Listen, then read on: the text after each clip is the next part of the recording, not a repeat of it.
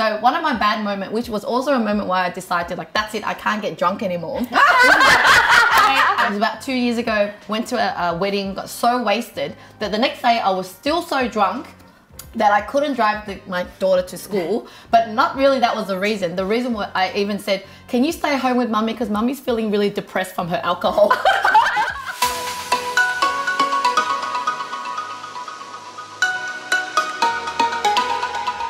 Hi everybody and welcome back to our Rise and Shine show where we help you to Amp your way to success. It's Lynn Fedeli here. Jennifer Ko. Jackie Ashley. And today's episode, it's all about how to be a great mom. What is the mindset for happiness, right? Oh my goodness. And we're going to share some funny moments where we were not a good mom. Bad mom moments. Bad mom moments. Yeah, we do have some seriously bad mum moments. Yeah, but before we go on with that, you know, we love trying new food, and our good friend just tried, oh my god, we love everything durian. Like every time I see durian, I'm like, hell yeah. Lynn's eyes just pop. Yes. So we've tried ice cream in the past, so check out some of our videos. And this one, I've never seen a mochi or mochi. Mochi. How do you pronounce it? So it's like a Japanese glutinous dessert. Yes. With the Now I've tried a lot of flavors, durian but not filling. durian. And it's cold. It's actually, you know, normally it does. Oh, so it's an ice cream. Yeah, Is that supposed to be an ice cream? I think so. Oh, okay. It's a cold one. Oh, holy moly. Okay, so are we going to eat the whole thing? Yes. Or do you want to have a bite? Okay. Bite each. Or no? Okay, let's just try one just each. separate. Okay, here. Oh, yeah. Have a bite if you can't finish it. Are you alright? I can't even get it out. Okay. All right, Not like her chili moment where she started like yes, we almost killed her. choked and stuff. No. That's why I'm a bit scarred from that time that she choked. No, it's interesting. It's interesting texture. Yeah, I know why you went like Because it's just like when it's very thick. yeah. It's like it tastes like durian, but yet it's the texture is like Interesting. it's hard to swallow. Okay. So So do you like this? What's Yeah, the it's hard to consensus? swallow. okay, so I'm not just sure to let about you know, what I did was I took a big bite. So I took half of it. The tip is to take smaller bites. So you don't get it brain doesn't freeze? No, it kind of gets stuck in your throat if you take such a big bite because it's like you say, the Anyway, do you texture's wanna quite leave it there? thick. So I might Still give really mine nice a bit though. of a rest. Still really nice, but it's just like a surprise texture. Thank you. That's it, durian mochi. If you have tried it, let us know what you think. If you haven't tried it, go and find it. Yeah, interesting is So the word. I guess the reason why we wanted to talk about like what it means to be a great mum is because a lot of mums, I mean, we're all mums before. We always try. We're still mum we are now. still mums. Sorry, I mean, mums to small babies. Maybe that I was thinking. I think I still have a 2-year-old and a 9-year-old. Is that we always trying our best to be great mums, and yet sometimes we can get caught in being a bad mum because we're so stressed out, so upset at ourselves and guilt, and then we actually do the opposite. You know, right? Because being a great mum is supposed to be always happy and cheerful and setting a good example. But if we don't watch what we're doing, we end up acting the opposite, and then our kids will observe the wrong thing. Yeah, but what I actually do find is I believe that all moms always have the best of intentions. And sometimes even though we do have the best of intentions, the result could be completely opposite. So that's definitely my experience. So I'll share with you later on some of my horrific experiences. Yeah, I totally agree with the ladies. I mean, we all get so busy being a mum that we forget what it is actually. What does it mean to be a mum to you? What does it mean to be a great mum let's to go you? through like, okay, I've never even asked myself what is a great mum. I kind of just do things to make sure my kids are happy. So I would say that the definition for me to be a great mum is to, whatever I want my kids to do, I need to be that example. So if I want my daughter to be brave and be like out there doing performance and singing, I should show that I'm that kind of person too and not be like, no, you do it. So I always try to set a good example. And then finally, for me, it's very simple. It's like, as long as they're good people, like they're treating others well and then they are happy, then I know that I'm doing a good job. Yeah, Jackie, what about you? Yeah, I totally agree with Lynn. Being a great mum is really about, walking the talk and setting a good example. For me, you know, I didn't realize what it was like until we had children. It was like, oh my gosh, you know, everything changed. Did you ever go like before motherhood? I was this type of person. And then after motherhood, I went for a bit of a crazy moment because everything just went from here to relaxed to totally like stiff. And now slowly coming back to, you know. Yeah, because your son is 1 year old My right now? son is 2 and my daughter's 2. 9. So I'm going through various different phases of my children, experience different mum and good mum and bad mum moments. Yep. Yeah. Yeah, Like, I suppose for me, I mean, my children are 29, 30, so it's been a long time since I had to do the little nurturing thing. But nurturing, I think once you're a mom for life, you know, and I think for me, being a great mom would probably mean to be there for your children, show a lot of compassion, forgiveness, love, kindness, and understand that, you know, they are growing through their process, and they're growing, so they're going through the process. And myself as well, need to give myself a break, because also while they're going through their process, I'm also going through my process of trying to be the best mom. So we're always evolving, I think. So there's no such thing as a good mom, bad mom, I think, but we do have good mom moments and we do have bad mom moments. That's a really great way to put it. And I think sometimes, look, we ultimately want this happiness for ourselves and our kids, but then a lot of mums, we get caught in the doing certain things and get caught up into being a perfectionist in certain things. So for example, and this is no judgment to other mums or anything, but I'm just going to give some examples of what I've witnessed, that people think that by doing this, I'm a great mum. So for example, breastfeeding as long as possible. The longer it is, the more I'm going to be a good mum. Always being with my kid and never leaving my kid's side is also a good mum. Or having to cook everything from scratch and always be buying or making homemade food and never eat out or never let them eat any junk food is also a good mum. Wow. yes. Anything else you could say? That means I've been a terrible mom. No, I'm saying that's your definition when you get caught up doing that. No, I'm just saying, if I was to go by that okay, then you definition, didn't do that. I would be a terrible mom. Jackie, go ahead. I went through moments. Okay, so first child, everything organic. I breastfed till like I was 2.5, and I Wow. did. 2.5. Can you imagine? Oh, right? Okay, so 2, right? Yeah. To 2. I cooked every single meal.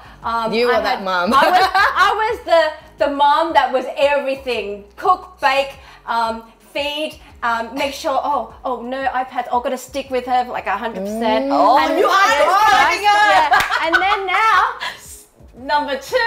Complete opposite. It wasn't by choice, but you know, my number 2 baby at 2 didn't want me, and I thought, oh my gosh, I actually feels So then gotta get he my didn't want freedom you, back. so then he let you go. You basically Yeah, didn't have to breastfeed. I was free from the breastfeeding duties. I'm like, oh my gosh, because it's just so much work. It's like when you're in a bad relationship and you can't leave until they leave. Until they you or leave. they Oh, cheat. and then you're like, oh, thank God, and so you don't feel so bad after all, right? Because secretly they left me, right? Yeah. But and then so now food a bit more relaxed as well. There's a bit more of a variety. And you realise the kids are okay. the kids are okay. And then what as happens long as to they're alive. Yes. as long as they're alive. Yeah. As long as they're alive, then they're being fed. I think that calls for being a good mom. Jackie. So Jackie just went. This is a pendulum. So she's just going from that side to go zip on that side. Yeah. And now she's coming back to the center. Okay, but I do. There's one thing that I do, like, obviously stick to is like I try to minimalize technology. Yeah. And quality time, showing care, loving. That's really, really important to me. I still stick by that. The love, the support that you give your children is really important, because one thing is love is everything. When they feel that love with you, they have that confidence as well growing up. So so you raise a good point. It's kind of like, how do you show quality time, love and all that, but without causing so much stress for yourself, and you can't do anything because you just really, I guess your whole life revolves around your kid. Yeah. Correct. I mean, I definitely, like I said, intentions are always there. So my intention has always been try to form love and connection and support my children, and I think some of the things that I have done in the past, how you're talking about mom who breastfed. Did you breastfeed your children? No, 1 month or 2 weeks kind of thing. Oh, but you did. No, but you actually did start breastfeeding, right? Because I had to, because everyone says I should. Yeah. And when I tried it, it was really hard, and I said I'm not happy, and the baby, there's formulas for a reason, and I'm always about convenience and happiness. Well, we were formula fed, weren't you? Wasn't it the opposite back then? No, so my mum didn't feed me breastfed either. No, formula back then when we were formula. babies were apparently really, really good. And now they went through a phase where breastfeeding was It's really good. good. Now now apparently it's turning back like actually no, formula is pretty good too. So it's Well, like, look, I tell you guys what, ladies, when I had my children, because you know how I'm such a fussy eater, and there's so many things I don't eat, and so I kind of felt like I lack a lot of malnutrition. Sometimes I think, so if I want to give my children the best of everything, I can't breastfeed them because breastfeed them won't get like that. It's like, what's in there? so in order to make sure that I give my children the best, I mean, at that time, this was my informed decision, okay? At the time, then I don't breastfeed them at all. So I didn't, and whereas you, but you were actually thinking for them. Yeah, not breastfeed. you're thinking. But I was like thinking, I couldn't like give them that terrible breast milk. So I'm just gonna give them the formula because the formula has everything in there. But I didn't know that you have to at least breastfeed them for a while to help them with their immune system and stuff like that. But at least you, Lynn, have done it for like a month or something or two. I've done nothing in that area. So sorry, kids. But yeah, anyway, I just Okay, what about bad mum moments? That's what I was gonna say. Let's share our bad I'm moments. always the one hosting and asking questions, and then the pressure's on me to ask questions. Teamwork. Thank you. So I know we all have bad mum moments. So I think we should share them because at the end of the day, we've got to laugh at that. Actually, I've got a couple. Yeah, and I think the whole thing is we're trying to encourage you that you don't have to be perfect. You don't have to feel so guilty. Like you said before, we have bad moments. We do some bad things, but we're not a bad person. No, because the intention was never to do bad. And how do you let yourself go in that sense? Like maybe you're always with your kids, but once in a while you go away with your husband and no kids and for a week and not feel guilty because you're not always leaving them, but you're leaving them sometimes for another reason, right? Yeah. And so I think that's the whole point of trying to show that we have been bad before. So one of my bad moments, which was also a moment where I decided like, that's it, I can't get drunk anymore. I've tried to quit a lot of times, but I always get back into drinking a lot and getting drunk. And it was about 2 years ago, went to a wedding, got so wasted that the next day I was still so drunk that I couldn't drive my daughter to school, but not really that was the reason. The reason was I even said, can you stay home with mummy because mummy's feeling really depressed from her alcohol. So she literally had to stay home, not because she was sick or anything, but because mummy was sick. Yeah. And I remember feeling like, oh my God, mummy's so pathetic. Like, can't even party properly. If you're gonna party, you need to know how to like wake up the next day and do your mummy thing. But no, your daughter, who is 6 years old at the time, had to stay home and mind you, like, come on, wake up. Which was good because then after that, I really made that like conscious effort to quit alcohol. Yeah. Or not quit completely, like just get over it. All right, Jen, manage your alcohol. My bad moments, I mean, it's like the list is so long, I don't know where to start, but I will pick one. Let's just say one, so that I won't look so bad. But like I said, I'm always trying my very best to be a good mom. I mean, if you can be a good mom or a bad mom, why would you choose to be a bad mom, right? So obviously after a hard day's work, I used to, like looking back for a period of time, I used to feel really good, really guilty about this, because after a hard day's work, I come back and it's late, and my children, they just want to see their mommy. Like at the, they didn't see me all day, and at the end of the day, they've gone to school, come back, and they just want to look forward to spend that little time with me, or even have a hug or whatever. Now, remember how I said I wanted to build connection and love? Well, this is how pathetic this is. And so, and then they come running towards me and say, okay, fine. Can you just go over there and play? Just let me go into my room. I close the door for a while, okay? Just go and get yourself busy. Just go and get yourself busy for like an hour or something, because mommy needs to just clear her head, right? And so then after the kids grown up, and like I see how other people, like the way that they approach their children, and I was horrified with how I usually just send mine away. Like at the end of the day, I come home, they run to me. Imagine, even if you have puppies, right? At the end of the day, they run to you, go away. That's what I used to do. That was so horrible. And for years, I feel so guilty about this. And it took me a long time to kind of go, okay, you know what, you need to have your sanity so you can go out there and do mummy things. So it's okay. But it was such a long time. So if you actually feel guilty for just wanting to have some self-time. So you felt guilt for so long and you held on to years. that. When you more than 10 years. Like more than 10 years. I keep thinking, oh my God, because the more I see other people, like even if I was around Jackie and I see how she embraced grace and all this stuff, and I was like, oh my God, I didn't do that. But you were a really young mum too in the 20s, so you didn't know what you're doing. And you went through a lot too. Yeah, and I'll give you an example of like my son. I had him when I was 20 and he's 17 now. We spend very little time together because we even live separate. But he actually still, you know, I still achieved the outcome I wanted. He's still a happy boy, independent, still great. So it's not really that you had to always be there. So I did go out partying a lot when I was young, because I'm still young. I went out but I would always show love when I'm with him, or he knows that I don't know, whatever I did, he turned out good, right? So at the end of the day, do you have a lot of control? You don't really have as much control as you think you do. Yeah, it's right? true. Because my mum also controlled so much, because she was always in my, you know, always in my face and always controlling everything. Don't let me go anywhere, because she thought, I'm protecting you, you know, like you do everything under my control because I have everything planned out for you and I know better than you. And she got the opposite. I rebelled, I went against her, I was so angry at her, and I turned out worse than ever, right? And yet my son, who my friends were even worried, like, how can you live in Sydney and he lives in Melbourne and you're not even there to give him any guidance or whatever? And he turned out great.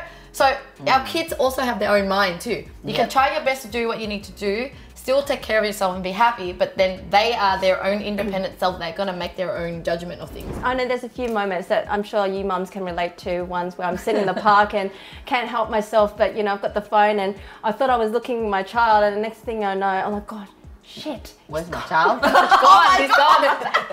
Like literally, it was like that, and then I was like, oh my gosh, I was running everywhere to find him, and actually it happened to Grace and Jack. So I was oh my God. Yeah, so there was a bad mum moment. The other moment, this is really funny, okay, we went to a wedding.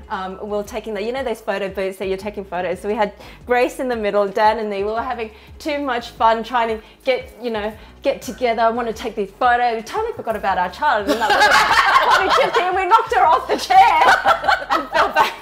So there you go. I mean, that's what I called, you know, feeling guilty. But you know what? Like I say, things happen, and you know, not to be too hard on ourselves. Yeah, I know. It's like, Jackie, oops, Grace, you fell on your head because Mummy and Daddy has to take good photos. I still have a photo of it actually showing that she's falling back. We still have evidence. Yeah, and I think, look, our kids are going to observe everything, and sometimes we might be doing all these amazing things that we think. It's those little things that they might pick up on. So it's just all about, I think the biggest thing for you is like when you kind of just let them off, and you might be cooking, doing all these amazing, but those little mini things, I think those are the memorable things. The important. But do you think that sometimes in life, right, not just about being motherhood, but I think people in general, do you think that sometimes we could do lots of positive things for them, but then one little bad thing, and that's the thing that they remember? Yeah, why is that? That's why so you why can't is that? control. Why do you think that? You can't control. those. That's the thing. Like you can, like I don't want mums to be stressed out trying to be that perfect mum, because trust me, You'll never be that perfect mum. There is no such thing as a perfect mum, because while you're trying to be everything, you're compromising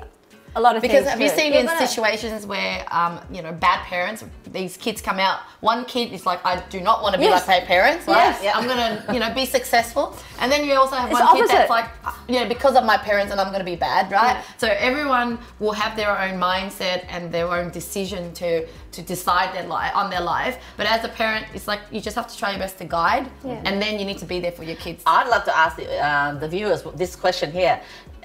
Do you have anyone that you know that actually look at your parents and say, I want to be like my parents? I definitely know many people who would never look at their parents and say, I want to be like my parents. Actually, surprisingly, recently we had Mother's Day, and we're celebrating with all of my virtual assistants at Outsourcing Angel.